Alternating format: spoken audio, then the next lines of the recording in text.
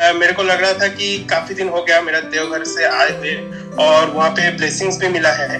तो it's not just that experience that I had in Deoghar, मेरे को वो ब्लेसिंग्स भी शेयर करना था जो कि Norway as well as all over the people in the Europe, Satsang Europe के सभी लोगों के लिए था। तो ऑल टुगेदर मैं वो पूरा एक्सपीरियंस एंड ब्लेसिंग एक साथ ही शेयर करता हूँ ताकि वो क्रोनोलॉजी भी आप लोगों को अच्छा लगेगा शायद। तो शुरुआत ऐसा हुआ कि मैं तो देवघर गया था और एक वो था कि जो इनविटेशन था वो प्रिंट करके फिर सभी गुरुजन को देना था। तो पहले ही दिन जब मैं पहुंचा तो उसी दिन शाम को आचार्य देव के पास गया और वो जो हम लोगों ने जो वो लीफलेट बनाए थे उसका वो प्रिंटेड वर्जन आचार्य देव के पास दिया। तो उन्होंने वो खोल के देखा और उनको अच्छा लगा, उन्होंने बोला कि अच्छा बुदापेस्ट में है, तो ऐसा करके बोला और उनको अच्छा लगा। फिर मैंने आचार्य देव को बोला कि यूरोप के सभी निवासियों का बहुत आशा है कि अगर आप आ पाएंगे उत्सव में हम लोग के साथ जुड़ पाएंगे। तो मस्त एकदम हंस उठे, हाथ उठ के दो हाथ एकदम ऊपर करके बोले कि बोलते पारছি ना भाई, যদি সম্ভব হয় তবে যাব। मतलब ऐसा था कि कह नहीं पा रहा हूँ बट अगर संभव हुआ तो जरूर आएंगे, ऐसा करके उन्होंने बोला। तो वो एक बहुत ही अच्छा था, उन्होंने जिस ढंग से बोला था वो बहुत अच्छा लगा था और उनको दे पाए ये भी बहुत एक अच्छा एक्सपीरियंस था। तो पहले तो वो दिया था, आचार्य देव को दिया था, फिर उनके पास बैठे थे। तो इस बार क्या हुआ था ना, देवघर में वो जो भीड़ था वो अभी पहले जब हम लोग देवघर जाते थे काफी साल पहले तब तो इतना लोग नहीं रहते थे, अभी तो हर वक्त ही भीड़ होता है। मतलब चाहे आप उत्सव के टाइम में जाओ उस टाइम तो मतलब बेहद भीड़ होता है, बट अगर आप नॉर्मल टाइम में भी जाओ तब भी भीड़ होता है। बट लास्ट टाइम जब मैं गया था तब वो नाट मंडप में घुस ही नहीं दे रहे थे, मतलब इतना लोग हो गए थे। बट इस बार मौका मिला और हर दिन जब भी मैं आचार्य देव के पास गया था तो मौका मिला था कि नाट मंडप पे एकदम उनके नजदीक बैठने का। तो उस टाइम में भी बहुत कुछ उनसे सुना जो कि इम्पोर्टेंट लगा मेरे को, वो मैंने नोट डाउन, मतलब सभी इम्पोर्टेंट थे, ऐसा कुछ नहीं था कि जो इम्पोर्टेंट नहीं था, बट जितना मेरे को याद रहा वो मैं नोट डाउन करके रखा हूँ, वो मैं शेयर करता हूँ। बट उससे पहले मैं ये इन्विटेशन वाला पार्ट शेयर कर देता हूँ। तो उसके बाद मैं पूजनीय अविंदा के पास गया था, उसी दिन रात को ही गया था अविंदा के पास। तो उनको भी इनविटेशन दिया था, उनको भी अच्छा लगा। फिर जब हमने उनको इनवाइट किया था तो वो थोड़ा मजाक किया मेरे साथ। तो मजाक किया ढंग में बोले कि उस टाइम में बुदापेस्ट क्यों जाएंगे, उस टाइम हम सिंगापुर जाएंगे घूमने क्यों, सिंगापुर में अच्छा खासा गर्मी रहेगा उस टाइम में, वो घूमने में ज्यादा मजा आएगा। फिर मैंने बोला नहीं दादा, उस टाइम में यूरोप में भी गर्मी रहेगा, आपको अच्छा लगेगा। तो बोलता है फिर उस टाइम में मैं अमेरिका जाऊंगा, बुदापेस्ट क्यों जाऊंगा, ऐसे करके वो मदद कर रहे थे। पर उनको भी अच्छा लगा कि जो एनुअल उत्सव हो रहा है वहाँ पे और जो फूड सर्विस वगैरह हो रहा है वो भी उनको बहुत अच्छा लगा। और फूड सर्विस लेके वो अलग से एक ब्लेसिंग्स दिया है जो मैं एंड में शेयर करता हूँ, क्योंकि वो हुआ था एकदम मैं घर आने के जिस दिन मैं लौट रहा था उसके पिछले दिन। तो उसके बाद प्रणय भाई के साथ मैं पहली बार, मैं तपोवन विद्यालय के बारे में काफी कुछ सुना था बट कभी मेरे को जाने का मौका नहीं हुआ था। तो प्रणय दा इस बार थे तो वो लेके गए थे। फिर वहाँ पे पूजनीय शुभोदा के साथ थोड़ा मुलाकात हुआ, पहली बार मैंने शुभोदा के साथ बात किया, बहुत ही अच्छा लगा। मतलब उनका बात करने का ढंग इतना अच्छा है और उतने प्यार से और मजाकिया ढंग से बात करते हैं, तो बहुत ही अच्छा लगा। तो प्रणय दा ने वो जो लीफलेट था वो निवेदन किए थे पूजनीय शुभोदा के पास, तो वो एक हो गया था। और मन था कि पूजनीय शिपाईदा और पूजनीय बिंकिदा को भी देने का, बट अनफॉर्चुनेटली वो दोनों उस टाइम में देवघर में नहीं थे, वो कुछ परिक्रमा में निकले थे। पूजनीय बिंकिदा उस टाइम में कोलकाता में थे और शिपाईदा वेस्ट बंगाल के काफी सारे जगह पे मंदिर वगैरह सब उद्घाटन के लिए निकले थे। तो अंत तक पूजनीय शिपाईदा के साथ तो मुलाकात हुआ नहीं, बट फॉर्चुनेटली मेरे आने के बाद मैं पानीहाटी मंदिर जाने लगा था, वहाँ पे थोड़ा डीपी वर्क चल रहा था तो उस विषय में मैं जाने लगा था। तो एक दिन सुनने को आया कि अगले दिन सुबह पूजनीय बिंकिदा आएंगे। तो फिर सुबह पहुंच गए थे, अराउंड 6:30 के टाइम में सुबह वो आए थे, दीक्षा देने आए थे, दीक्षा और सस्तानी देने आए थे। तो उस टाइम में उनसे मुलाकात हुआ, उनको भी दिए और वो भी बोले कि अच्छा बुदापेस्ट में हो रहा है, बहुत अच्छा। तो उनको भी जब मैं बोला कि सबका मन है अगर आप आ पाए, तो वो हंस दिए और कुछ बोले नहीं, बस हंस दिए। तो ऐसा करके जो देना था जितना भी, तो वो हम जहाँ भी दे सकते थे, मैं और प्रणय मिलके सारी जगह पे दिए हैं। तो ये एक चीज हो गया। और दूसरी बात ये था कि जब वो एक बहुत अच्छा एक्सपीरियंस था कि वो तपोवन विद्यालय में जो सत्संग होता है ना, वो एक बहुत ही अच्छा एक्सपीरियंस था। एंड थैंक्स टू प्रणय दा कि वो इनविटेशन भी मेरे को मिला कि जिस दिन हम कुछ दिन शुभदा से मिले थे, उस दिन शाम को प्रणय दा बोले कि शुभदा बोले हैं कल सुबह सत्संग है और वहाँ पे थोड़ा जाजन भी करना है। तो हम तो थोड़ा मतलब वो सहम गए कि हाँ ठीक है, यहाँ पे अपने लोग हैं सब सत्संग यूरोप के ग्रुप में, वहाँ पे थोड़ा बहुत जाजन कर भी लेते हैं, बट वहाँ पे इतने सारे बच्चे रहेंगे, उसके सामने क्या ही बोलेंगे। तो चलिए ठीक है, वो तो ठाकुर जी की कृपा से कुछ बोल दिए थे उस टाइम में। अब मेरे को पता भी नहीं मैं उस टाइम में क्या बोला था, बट कुछ तो बोल दिए थे, शायद उतना खराब भी नहीं हुआ होगा, बट पता नहीं। तो लेकिन वो जो सत्संग था ना, वो एक बहुत ही अमेजिंग एक्सपीरियंस था। मतलब इतने छोटे छोटे बच्चे हर एक से, मतलब वो एकदम मस्त क्रोनोलॉजिकल ऑर्डर में बैठे थे। जो एकदम छोटे छोटे बच्चे थे वो एकदम सामने, फिर बड़े बच्चे बड़े होते होते एकदम पीछे। तो वो मस्त लगा था जो वो सब मिलके बैठे थे। और खास करके जब भी कीर्तन हो रहा था ना, कीर्तन में जब भी झूमर हो रहा था ना, वो सारे बच्चे एक साथ उठ के झूमर में नाचने लग रहे थे। वो इतना अमेजिंग था देखने के लिए। और सब कुछ मतलब वहां पे कोई बड़ा नहीं था जो उसको कंट्रोल करना है। सब जो छोटे छोटे बच्चे थे ना, वही सब कुछ सत्संग को परिचालना और सब कुछ बहुत अच्छे से वो मैनेज कर रहे थे। फिर मतलब एक चीज बहुत अच्छा लगा कि हम वो जब सत्संग मतलब वो हम लोगों को एक स्टेयर है, वहां पे हम लोग को शूज रख के, फिर वो ये सब उनके क्लासरूम्स के अंदर ही हो रहे थे। तो मैं वो जो स्टेयर में शू रख रहा था, देखा था वो सारे बच्चे हैं, बहुत छोटे बच्चे, मतलब कुछ तो पता नहीं कि कितने छोटे होंगे। तो वो भी एकदम इतने ऑर्गेनाइज्ड वे में वो शूज रखे थे। वो एक बहुत अच्छा सीखने को मिला था कि मतलब सब कुछ इतना ऑर्गेनाइज, ठाकुर जी को सजाना, सत्संग परिचालना करना इतना अच्छा। जो ढोलक बजा रहे थे उसको देख के तो मैं अलग हैरान हो गया। तो इतना छोटा था कि ढोलक उससे बड़ा था, और वो एकदम मस्त अपने पीठ में रस्सी देके उसको बांध के इतना मस्त ढोलक बजा रहा था कि देख के मतलब मैं उसको देखता रहा पूरे सत्संग में कि वो एकदम राम के हाइट और मतलब एकदम राम के साइज का होगा वो, और वो एकदम मस्त वो ढोलक बजा रहा था वहां पे। तो वो इतना बढ़िया लगा। फिर कीर्तन वगैरह हुआ, वो लोग कीर्तन किए, भजन किया, और एकदम घड़ी देख के एकदम 1 घंटे में सत्संग खत्म। उसके बाद 1 मिनट भी ज्यादा नहीं, एकदम टाइम टू टाइम पंक्चुअली 1 घंटे में सत्संग पूरा खत्म कर दिया उन्होंने। फिर एक मस्त मजाक वाला चीज हुआ, जब हम नीचे आए तो शुभदा के पास हम लोग बैठे थे, कुछ दिन शुभदा के पास। फिर प्रणय दा बोले कुछ दिन शुभदा को कि मेरा जाजन नहीं हो पाया क्योंकि 1 घंटे में हमको लगा था कि थोड़ा बड़ा होगा, बट 1 घंटे में खत्म हो गया। तो पूजनीय शुभदा मस्त बोले तो तुम तो तपन में थे, तुमको नहीं पता था कि 1 घंटे में खत्म हो जाएगा। अब तुम सोचो कि तुम बैठे हो, अभी तुमको लगेगा कि जय राधे राधे होने वाला है और सत्संग खत्म होने वाला है, तभी कोई शुरू किया वदन घोरिया। अब तुम सोचने लगे अरे साला अभी ये भजन शुरू किया और एक 3 स्टैंजा होगा, उसके बाद ये खत्म होगा, तो उस वक्त ठाकुर का खो जाएंगे। और कमर में दर्द लेके तुम बैठे रहोगे, कमर में दर्द हो गया, कमर पकड़ के बैठे रहोगे सत्संग में, तो ठाकुर कहाँ रहेगा। इसीलिए 1 घंटे में सत्संग खत्म। तो और वो इतने मजाकिया ढंग में बोले तो मस्त हंसने लग गए थे। तो ये सब चीज हुआ, वो एक बहुत ही अमेजिंग एक्सपीरियंस था। और फिर आचार्य देव के पास गए। आचार्य देव के पास जब बैठे थे, एक बार बहुत सारे लोग आए थे, एक काफी सारे इन्फ्लुएंशियल लोग भी आए थे। कोई एक बीजेपी का बहुत बड़ा लीडर था वहां पे, वो आए थे। और फिर एक सेंट्रल बैंक ऑफ इंडिया का कोई रीजनल मैनेजर था, वो आए थे। ऐसा करके काफी सारे जो मतलब समाज के कोई बड़े लोग जो है वो आए थे।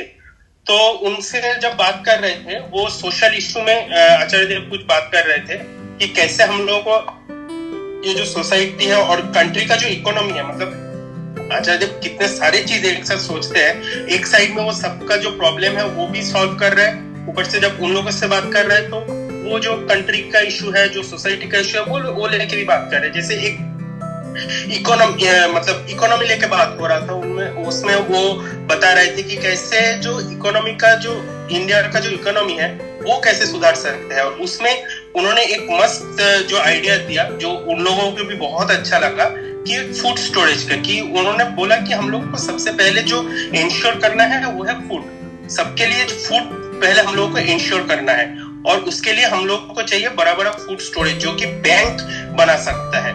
कि जब भी जो किसान फसल उगाता है, वो जो बिचौली वाले लोग रहते हैं, वो किसान से तो जिस कम दाम में खरीदते हैं और बहुत ज्यादा दाम में फिर बाजार में जाके बेचते हैं, तो किसान को भी अपना हक का पैसा नहीं मिलता है, और जो कंज्यूमर है उसको भी ज्यादा प्राइस में मिल रहा है। तो इसके बदले अगर बैंक जो है वो एक कोई बड़ा फूड स्टोरेज बनाए और डायरेक्ट किसान से वो फसल खरीदे, तो किसान को भी सही दाम मिलेगा, और बैंक भी सही दाम में अगर बेचे तो कंज्यूमर को भी सही दाम मिलेगा, और बैंक को भी एक अलग से प्रॉफिट हो जाएगा।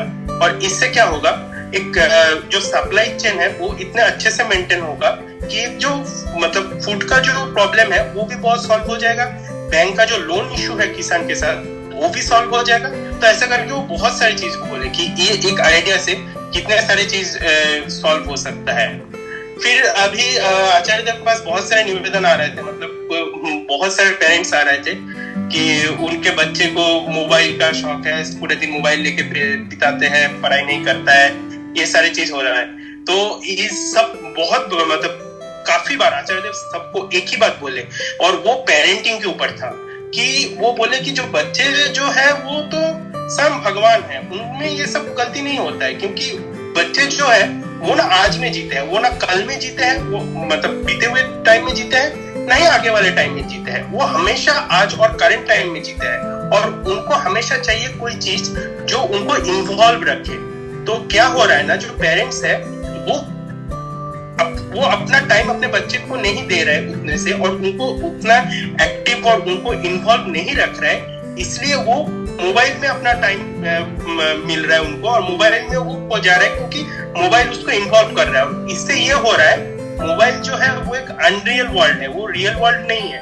वो एक बच्चों के सामने एक अनरियल कुछ उनके सामने ला रहा है। तो बच्चों का भरोसा भी वो अनरियल वर्ल्ड पे हो रहा है। और ये क्यों हो रहा है, क्योंकि वो पेरेंट्स की वजह से हो रहा है। अगर पेरेंट्स अपना टाइम बच्चों को दे और बच्चों को उस चीज में इन्वॉल्व रखे, कोई अच्छे जो शौक है जैसे किताबें पढ़ना और काफी सारी चीजें, ये सब में अगर वो बिजी रखे, तो वो बच्चों को वो आदत होगा। क्योंकि बच्चा जो है वो कोरा कागज जैसा है, जैसा तो वो हमेशा, जो भी पेरेंट ये बात लेके आया वो हमेशा बोले इसमें बच्चों का कोई गलती नहीं है, ये पेरेंट्स को ठीक करना है। पेरेंट्स अगर हमें घर में मोबाइल लेके बैठे हैं कि पापा मोबाइल लेके बैठे हैं, मम्मी मोबाइल लेके बैठे हैं, तो बच्चे तो वही सीखेगा, क्योंकि बच्चे को तो टाइम नहीं मिल रहा है अपने पापा या मम्मी से।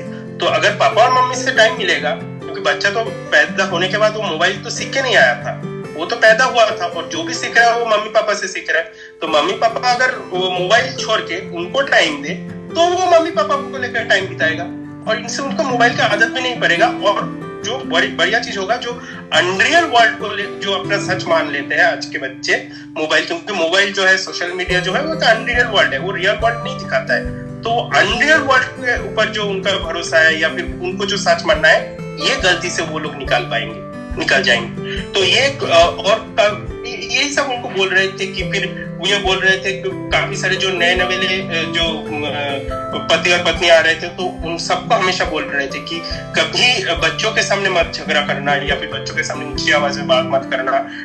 उनको हमेशा ये लगना चाहिए कि पापा मम्मी जो है ये बड़े हैं, इनमें बहुत अच्छा प्यार है, बहुत अच्छा बॉन्डिंग है, ये सब बच्चों के सामने देखना है। ये सारी चीज वो बोल रहे थे। फिर एक बहुत इंपॉर्टेंट चीज बोले कि डिसीजन मेकिंग के ऊपर कुछ एक बात चल रहा था, उसमें वो डिसीजन मेकिंग की वो बोल रहे थे हमारे जो अभी जिंदगी में एक बहुत क्रिटिकल पॉइंट है डिसीजन मेकिंग, कि हम डिसीजन नहीं ले पाते हैं, या फिर ले लेते हैं तो गलत डिसीजन ले लेते हैं, और उसका जो असर है वो हमको लॉन्ग टर्म तक सहना पड़ता है। क्योंकि हम जो भी डिसीजन लेते हैं वो अपना आज का और अपने कल के लिए वही जिम्मेदार है जो डिसीजन हम लोग लेते हैं। तो डिसीजन मेकिंग, जब कोई भी चीज होता है, कोई भी जब हम लोग को फैसला लेने का टाइम आता है, तो हम लोग का जो भावना है, हम भावना में बह जाके वो डिसीजन ले लेते हैं। तो जब भी ऐसा मौका आता है डिसीजन लेने का, तो सबसे पहले जब हम लोग भावुक रहते हैं, कोई भी एक मनस्थिति जब हम लोग के ऊपर हावी रहता है, चाहे बहुत खुश हो जाए या फिर बहुत दुख में हो या फिर बहुत गुस्से में हो, कोई ना कोई एक मनस्थिति हमारे ऊपर सब हावी रहता है। जब भी हम लोग को डिसीजन लेने का या फिर कोई एंजाइटी हो, कुछ तो होता है जब हम लोग को डिसीजन लेना होता है, तब क्या करना होता है, तब उस टाइम में डिसीजन लेना नहीं होता है। तो उस टाइम में हम लोग को पहले तो दिमाग से सोचना होता है। जब हम ये कोशिश करते हैं कि उस जो सिचुएशन है उसको दिमाग से जब एनालाइज करने का सोचते हैं, तो अपना जो वो फीलिंग्स है या फिर जो भावना है जो हम पे हावी है, वो न्यूट्रल होने लगता है। जैसे जैसे कम होते होते वो न्यूट्रल हो जाता है, तब हम लोगों को वो जो जिस चीज के ऊपर हम लोग फैसला लेने वाले हैं, उसका जो पॉजिटिव साइड्स है, उस फैसले का पॉजिटिव साइड्स और नेगेटिव साइड्स दोनों हमारे सामने बराबर के मामले में आते हैं। और वो तभी आते हैं जब हमारे इमोशंस जो है वो न्यूट्रल हो जाता है। तो डिसीजन लेने से पहले सबसे पहले हम लोगों को अपना जो इमोशंस है उसको न्यूट्रल रखना है। जब भी ये न्यूट्रल हो जाएगा तो हम लोगों को देखना है जो हम डिसीजन लेने वाले हैं उसका पॉजिटिव साइड्स क्या है और नेगेटिव साइड्स क्या है। इसको टैली करके उसके बाद ही हमको कोई डिसीजन लेना है। तो ये एक चीज उन्होंने बोले कि कैसे हम लोगों को डिसीजन लेना है। फिर वो तीसरा एक चीज बोले कि एजुकेशन लेके, क्योंकि काफी सारे बच्चे आ रहे थे, जो स्टूडेंट्स है वो आ रहे थे कि हमने एचएस दिया है, हम अभी किस चीज के ऊपर पढ़ाई करें, या फिर कि एचएस में कौन सी स्ट्रीम ले, साइंस ले, आर्ट्स ले, कॉमर्स ले, या फिर ग्रेजुएशन कौन से सब्जेक्ट के ऊपर करें। ऐसा करके बहुत सारे सवाल लेके आचार्य देव के पास आ रहे थे। तो आचार्य देव एजुकेशन चॉइस के ऊपर सबसे पहले तो बोले कि तुम्हारा क्या इच्छा है वो सबसे इंपॉर्टेंट है। तुमको बहुत सारे लोग बहुत कुछ समझाएगा, वो इंपॉर्टेंट नहीं है। तुम्हारा क्या इच्छा है ये सबसे बड़ी इंपॉर्टेंट है। और फिर बोले कि जो भी सब्जेक्ट है, जो भी तुम सोच रहे हो कि ये तुम ले सकते हो, उसके बारे में तुमको थोड़ा बहुत नॉलेज तो होगा। पहले तो तुम उसको थोड़ा पढ़ो, और पढ़ने के बाद उस विषय में अगले 2 महीने तक उसको बिल्कुल मत पढ़ना। 2 महीने तक उस सब्जेक्ट का कोई भी किताब बिल्कुल मत पढ़ना, और देखना उस टॉपिक के ऊपर कोई भी, जब भी कोई डिस्कशन हो रहा है, वो तुम समझ पा रहे हो कि नहीं। उस टॉपिक के ऊपर कोई भी discussion in between these 2 months when you are not reading anything about that subject, at that time any discussion of that topic, if that grabs your attention or you are मतलब आप उसके ऊपर कुछ आप वो समझ पा रहे हो या फिर वो आपका अटेंशन खींच रहा है, अगर ऐसा हो रहा है, then of course that subject is very much obvious for you, मतलब वो सब्जेक्ट तुमको लेना चाहिए। ये एक सॉल्यूशन आचार्य देव बोले। और दूसरा पूजनीय अविंदा के पास भी ये सवाल आया था, तो पूजनीय अविंदा ने भी एक सॉल्यूशन दिया था कि उस सब्जेक्ट पहले तो 1-1.5 महीने उस सब्जेक्ट को पढ़ लो, और पढ़ने के बाद जब उसका जो एक्सरसाइज है वो प्रैक्टिस करो, और देखो तुम कितना उसको कर पा रहे हो, और वो करने में तुमको कितना अच्छा लग रहा है। अगर लग रहा है अच्छा और तुम कर पा रहे हो, उसको समझ पा रहे हो, then that subject is for you. So that is how you can choose the subject. And मेरे को थोड़ा ये जब मैं गहराई से उसको सुन रहा था और समझ रहा था, तो मेरे को लगा it's not about only the subject of the education like higher secondary, graduation. It's about the subject what you can choose in your professional life also. For example, couple of us are in the professional field, in IT field or in other fields also, कि हम लोग career switch करने का सोचते हैं, कि अपना job role change करने का सोचते हैं। तो उस टाइम में भी ये बहुत इंपॉर्टेंट होता है कि हम कौन से स्ट्रीम चूज करें, कौन से लाइन चूज करें। तो ये जो सोच है ये उस टाइम में भी काम आ सकता है, ऐसा मेरे को लगा। और फिर और एक इम्पोर्टेंट चीज हुआ वो है एग्जाम के टाइम में, क्योंकि बहुत सारे क्वेश्चंस उनके पास वो मतलब निवेदन आ रहा था कि एग्जाम का प्रिपरेशन कैसे ले, कि एग्जाम को लेके बहुत एंजाइटी हो रहा है। तो ये सब चीज हो रहा था। तो उस विषय में आचार्य देव बोले कि पहले तो एग्जाम और रिजल्ट इस दोनों के बारे में बिल्कुल नहीं सोचना है। हमें हमेशा सिर्फ फोकस करना है प्रिपरेशन के ऊपर। और फिर वो जो गीता का जो श्लोक है, कर्मण्यवाधिकारस्ते मा फलेषु कदाचन, वो श्लोक भी बोले कि हम लोग कर्म के ऊपर कोई अधिकार नहीं है, फल के ऊपर हमारा कोई अधिकार नहीं है। हमारा जो भी अधिकार है वो बस कर्म के ऊपर है। तो हम लोगों को वो नहीं सोचना है कि एग्जाम कैसा होगा, और नहीं हमको सोचना है कि हमारा रिजल्ट कैसा होगा। और ये भी नहीं सोचना है कि कितने दिन बचा है एग्जाम के लिए। हमको आज ही से शुरू करना है, और फोकस सिर्फ इस पे करना है कि हम प्रिपेयर कितना कर पाए। बस इस पे अगर फोकस करें तो एग्जाम ऑटोमेटिकली अच्छा हो सकता है। लेकिन अगर हम एग्जाम रिजल्ट और कितने दिन बचा है, ये ड्यूरेशन, इस सब में फोकस करेंगे तो इस सब में चीजें बीत जाएगा और प्रिपरेशन में कमियां रह जाएगी। तो ऑन द ओवरऑल यही सारी चीज जो मैंने नोट डाउन किया था, जो मैंने सुना था, और फिर बहुत सारे बीमारी वगैरह लेके भी आ रहे थे और सबको वो डॉक्टर का सलाह दे रहे थे, काफी सारे डॉक्टर, स्पेशलिस्ट, ये सभी का सलाह दे रहे थे। सब कुछ मतलब बहुत ही प्रैक्टिकल और बहुत ही मतलब साइंटिफिक प्रैक्टिकल वे में वो सॉल्यूशन दे रहे थे, जो भी देखा था। तो वो बहुत अच्छा लगा वहाँ पे, जो भी वो ऐसे। और एक चीज जो भी हम देख रहे थे कि वो बहुत पॉजिटिवली बात करते हैं और सब में पॉजिटिविटी दे रहे हैं। मतलब कोई भी माइंडसेट लेके आते हैं ना, तो वो हमेशा उनसे एक पॉजिटिव साइड वो निकाल के फिर उनके सामने वो देते हैं कि इसका भी ये ही एक पॉजिटिव साइड है, तो तुम इसको इस हिसाब से सोचो। नेगेटिव चीज सोचना ही नहीं है, ना ही नेगेटिविटी में रहना है। और एक बहुत इंपॉर्टेंट चीज जो बोले, वो मैं नोट डाउन तो करना भूल गया था, बट फॉर्चुनेटली आज मेरे को याद आया। और जो हम सबके लाइफ में सत्संग, जो भी हम लोग सत्संगी है या फिर सत्संगी नहीं भी है, वो भी बहुत इंपॉर्टेंट है। तो वो एक चीज बोले कि अच्छा और बुरा, ये दोनों का एग्जिस्टेंस पूरे दुनिया में है, ये सच है। और जो सत्संग है, ये सत्संग भी दुनिया के बाहर का कुछ चीज नहीं है, ये दुनिया के अंदर का ही है। तो जो अच्छा बुरा जो भी है, ये सारे पर्सपेक्टिव, सारे चीज सत्संग के अंदर भी है। लेकिन हम जब सत्संग के अंदर रहेंगे, ये अच्छा बुरा दोनों हमारे ऊपर आएगा। लेकिन हमको फोकस सिर्फ ठाकुर जी पे रखना है, एक मुखी चलन होना है, सिर्फ ठाकुर जी को देखना है, उनका जो कहना है वही मानना है। और उनको देख के अगर सिर्फ हम चल सकते हैं, तभी वो भक्ति है।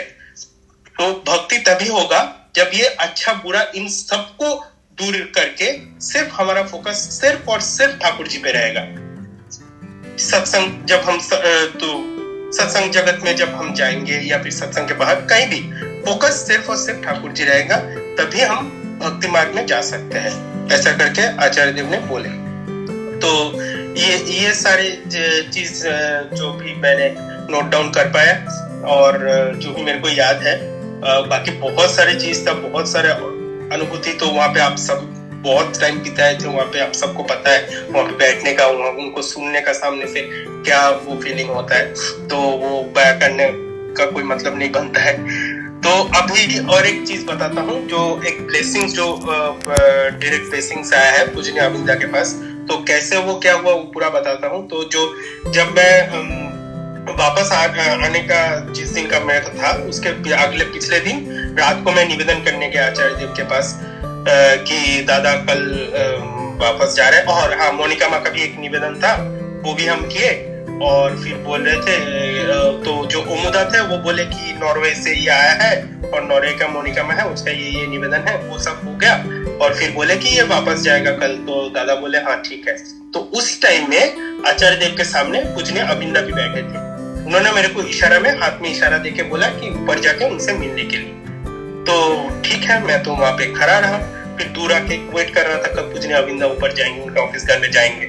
तो ऐसा करके मैं खड़ा रहा। फिर कुछ देर बाद देखे पूजनीय अविंदा वहां से उठे, फिर उनके पास पूरा भीड़ जम गया और वो सब मिलके उनके ऑफिस घर जा रहे। तो हम भी उनके पीछे पीछे चले गए उनके ऑफिस घर। और जाते ही देखे बड़ा जब सीसी दादा जब थे, तब जब वर्तमान आचार्य देव जब बैठते थे निवेदन के लिए, वो नया गेस्ट हाउस के सामने बहुत बड़ा लाइन होता था, वैसा ही टाइप का लाइन अभी पूजनीय अविंदा के वहां भी होता है ऑफिस घर में। इतना भीड़ हो जाता है, जैसे ही वो मतलब बस उस घर में घुसे और उसके बाद से वो लाइन शुरू हो जाता है। तो कैसे भी करके मैं तो भीड़ में ये करके जो बीच वाला जो है, जो सिर्फ प्रणाम करने के लिए है, वहां पे खड़े रहे थे। अब पूजनीय अविंदा मेरे को देख ही नहीं रहे थे, हम वहां पे खड़े हैं। वो अब हमें वहाँ उनके सामने जो लोग रहते हैं, वो कभी हमको बोल रहे हैं कि पीछे जाओ, कभी बोल रहे हैं कि लाइन में जाओ, कभी बोल रहे हैं बैठ जाओ। अब हम उनको बोल रहे हैं कि नहीं दादा ने बुलाया, तो वो सुन नहीं रहे, अब दादा मेरे को देख नहीं रहे। अब हम सोच रहे हैं कि हम कोई गलती तो नहीं हो गया, वो किसी और को, दादा ने शायद किसी और को इशारा किया था, हमें लगा हमें इशारा कर दिए थे और हम आ गए यहाँ मुंह उठा के। तो हम यही सब सोच रहे थे कि जब ये मैंने सोचा तो तुरंत फिर दादा ने मेरे तरफ देखा और देख के इशारा किया कि अंदर जाने के लिए, मतलब वो जो रेलिंग है, वो रेलिंग के अंदर आके बैठने के लिए, तो जाने के लिए। तो फिर मैं अंदर चला गया और अंदर जाके फिर बैठ गया। फिर से दादा नहीं देख रहे, दादा निवेदन पूरा सुन रहे। हो गया 10 साढ़े 10 हो गया। फिर बैठे रहे। फिर कुछ देर बाद दादा ने बुलाया एकदम। फिर वो ऐसे सामने बैठे थे, फिर वो मेरे तरफ ऐसे रिवर्स में वो चेयर में बैठे थे, घूमे, फिर मेरे को बुलाया। तो गया, फिर उनके सामने बैठा। तो जैसे बच्चों को जैसे समझाते हैं ना हम छोटे बच्चे को, कि बच्चे को एकदम नजदीक में बैठा के कंधे पे हाथ दे के ऐसे करके जो समझाते हैं ना, दादा ने एकदम वैसे ही मेरे को समझा। एकदम कंधे में हाथ दे के ऐसे मेरे को समझा कि जो फूड सर्विस को लेके थोड़ा बात करना था, तो तुम लोग सूप किचन जो हो रहे हैं ना, वैसा टाइप का उन्होंने बोला कि तुम लोग भी यूरोप में कर रहे हो। हम बोले हाँ दादा, हम लोग भी कर रहे हैं। नीदरलैंड में बहुत अच्छे से हो रहा है, बुदापेस्ट में भी हो रहा है, पिछले महीने नॉर्वे में भी एक हुआ था। तो वो एक होमलेस वाले में किए थे। फिर दादा ने पूरा समझाया कि कैसे करना है। तो दादा ने जो बोला कि हम लोगों का जो फूड सर्विस है वो होमलेस कर रहे हो तो ठीक है, लेकिन हम लोगों का टारगेट होमलेस वाला नहीं है। हम लोगों को जो फूड सर्विस करना है वो डाउनटाउन में करना है। मतलब जो हम लोग का सिटी है उसका जो मेन एरिया है उसमें हमको फूड सर्विस करना है, और वो हमारा प्राइम टारगेट रहेगा कि हम डाउनटाउन में फूड सर्विस करें। और थोड़ा जो इकोनॉमिकली बैकवर्ड लोग हैं उनको हम लोगों को ज्यादा उसमें इनवाइट करना है, कि जो भी थोड़ा गरीब टाइप का लोग है या फिर जो इकोनॉमिकल से है उनको हम लोगों को ज्यादा चीज हो गया था मेरे साथ। तो वो एक्चुअली इसको नॉर्वे में ऊपर यूरोप के लिए है। तो मेरे मुंह से फटक से निकल गया कि नॉर्वे में गरीब, मतलब मैं ऐसे उनको बोलने वाला था कि दादा नॉर्वे में गरीब तो नहीं है। तो जैसे मैंने नॉर्वे में गरीब बोला, फिर मेरे को ये याद है दादा बोल रहे कि उनके ऊपर नॉर्वे गरीब बोल, मेरा दिमाग गया, मैंने तुरंत मिलेगा, मतलब नॉर्वे गरीब मिलेगा तो जरूर मिलेगा। तो उनको टारगेट करना है। दोबारा थोड़ा बोलेंगे लास्ट को जो बोले है? कोशिश करना है कि उनका सुनाई दे रहा है ना मेरा? लास्ट 2 मिनट कट गया था, थोड़ा लास्ट 2 मिनट वाला फिर से वीडियो ऑफ कर दीजिए ताकि अच्छा सुनाई दे। अभी सुनाई दे रहा है ठीक से? अभी ठीक है, अभी बढ़िया। हाँ, तो वो दादा ने वो बोला कि जो इकोनॉमिकल जो बैकवर्ड लोग हैं, ठीक है, उनको जब आप लोगों को सुनाई नहीं देगा तो आप लोग बोल दीजिए, टोक दीजिएगा मेरे को। तो जो भी इकोनॉमिकल बैकवर्ड लोग हैं उनको पहले टारगेट करना है, और हम लोग का फोकस ये रहेगा कि होमलेस वाले में ये तो ठीक है, लेकिन हम लोग का टारगेट रहेगा, टारगेट होमलेस या इमिग्रेंट ये नहीं रहेगा। हम लोग का टारगेट रहेगा जो वहाँ के लोग हैं, और हम लोग को जो फूड सर्विस करना है वो डाउनटाउन में करना है, जो कि मेन एरिया होता है कोई भी सिटी का, वहां पे करना है। और जो इकोनॉमिकल बैकवर्ड है उनको बुलाना है, और हमें उनसे बात करना है, उनके साथ कोशिश करना है कि उनके साथ सेल्फी खींचे, और उनके नाम पूछना है, सबके नाम पूछना है, जो भी आ रहे हैं सबके नाम पूछना है। और जो तुम सेल्फी ले रहे हो उनके साथ, वो घर आके वो सेल्फी के साथ वो जो नाम है वो नोट डाउन करके अपने पास रख लेना है। इससे क्या होगा, जब तुम अगले बार वहां पे करोगे तो वो लोग जब आएंगे उसमें तुम देखना काफी सारे रिपीटेटिव लोग आएंगे, तो उनके नाम तुमको याद रहेगा, और उस नाम से उनको बुलाना, और उनके साथ जब तुम भाव करोगे, परिचय करोगे, तो उसके नाम से उसको बुलाना। इससे क्या होगा, उनसे और तुम्हारा जो रिश्ता है उसका थोड़ा गहराई बढ़ेगा, और तुम्हारे ऊपर उसका भरोसा और जो प्यार है वो थोड़ा ज्यादा बढ़ेगा। तो ऐसे करना है तुम लोग को फूड सर्विस।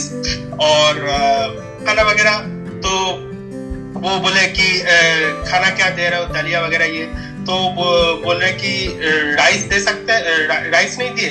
तो हम लोगों ने बोले कि दादा राइस का तो पता नहीं दे सकते कि नहीं। बोले उनको क्या जाते हैं, उनको तो राइस भी दे सकते हैं तुम। ऐसे करके वो बोले कि तो दादा बोले, तो यही सब चीजें हो रहा है। बट वो फिर हम बोले कि नहीं दादा, मतलब हम लोग का जो सत्संग ग्रुप का जो लोग है वो काफी सारे लोग पसंद नहीं करते हैं कि राइस खिलाए। तो फिर दादा बोले कि नहीं उनको तो दे सकते हो, पर वो बोलने के बाद फिर वो बोले नहीं, सबके साथ एक बार डिस्कस कर लेना, तो राइस अगर तुम लोग को सस्ता पड़े तो राइस उनको खिला सकते हो। ऐसा करके दादा ने बोला। और वही बोला, फिर वो दीपक दा के बोले कि वो उड़िया फिल्म इंडस्ट्री का कोई हीरो है ना वहाँ पे।